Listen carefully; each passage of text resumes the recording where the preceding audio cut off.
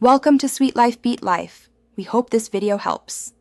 In this video, I will explain how to change your Mini Cooper tail light. First, let's prepare. You'll need a few basic tools, like a Phillips head screwdriver and, of course, a brand new replacement bulb. Make sure your Mini Cooper is completely turned off and safely parked. Then, simply open the boot or trunk of your car. This gives you clear access to the tail light assembly, making the next steps much easier to follow. Now that you're prepared, let's get to the tail light itself. Inside the boot, you'll find two retaining screws holding the tail light assembly in place. These are usually visible once you've opened the boot. Take your Phillips head screwdriver and carefully unscrew both of them. Once the screws are out, gently pull the entire tail light unit straight away from the car body. It should come out with minimal effort. With the tail light assembly removed, you can now access the bulb.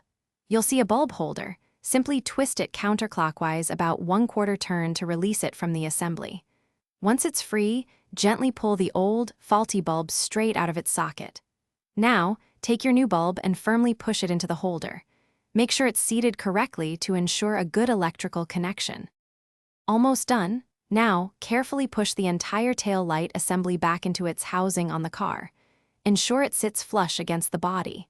Once it's in place, reinsert the two retaining screws you removed earlier and tighten them securely with your Phillips head screwdriver.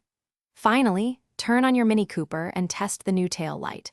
Make sure it illuminates properly, and you're all set. Thanks for watching. Consider subscribing if we helped you.